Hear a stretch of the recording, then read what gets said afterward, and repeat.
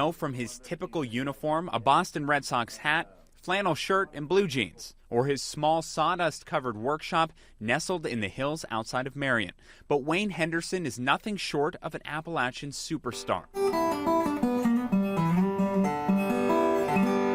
Long a hero of Southwest Virginia, Henderson rose to fame for making Eric Clapton's guitar. I always had it on my mind because I have in my collection of stuff an old guitar that I made out of a cardboard box and whittled out a pine neck and put fish line on it, and it would actually sound and play.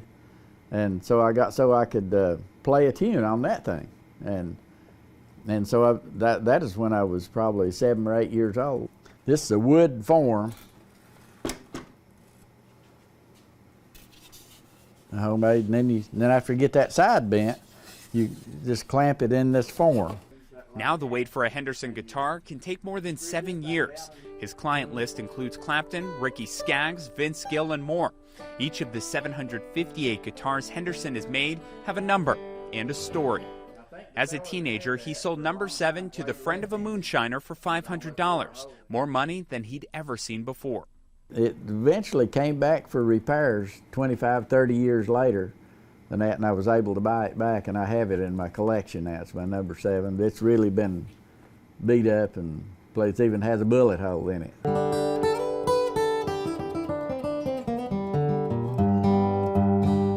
Despite all of the awards and famous customers, Henderson finds the most joy at the school in Marion that bears his name, the Wayne C. Henderson School of Appalachian Arts, where students can learn to build guitars. They're also taught the fundamentals of music by ear, the way musicians in Appalachia have for generations. They went to the school and showed all the instruments, and I was like, that banjo right there looks familiar. I think Dad had one like that. It's all a tribute to the hero in the hills who never stopped picking. He's just such a legend with what he does. And for me to have so much respect and love for the man, it makes this job, it makes it easier, but it also puts the pressure on to retain the integrity of his name. On Monday nights, the Henderson transforms into a community center where jam sessions feature bluegrass and old-time music. And the age difference can sometimes exceed 80 years. The community has been phenomenal, and that's why we're the success that we are, is because the community embraces it. Henderson's legacy is known throughout Marion, where he was one of the first guests on the locally produced PBS show Song of the Mountains at the Lincoln Theater. Wayne is a treasure, and so when we were dreaming up the Henderson, I remember going to Wayne's house and saying, you know, we really want to put you on the Henderson, your name.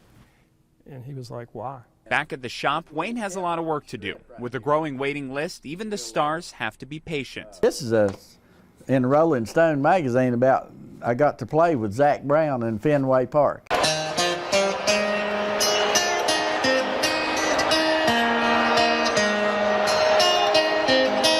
Zach Brown had asked for a guitar too, and that was sort of a little bit of a, maybe, I don't know if you call it a bribe or something exciting thing. I still haven't gotten his guitar done, but I did get to do that. Just like Eric Clapton many years ago, Zach Brown and Brad Paisley will have to wait like everyone else.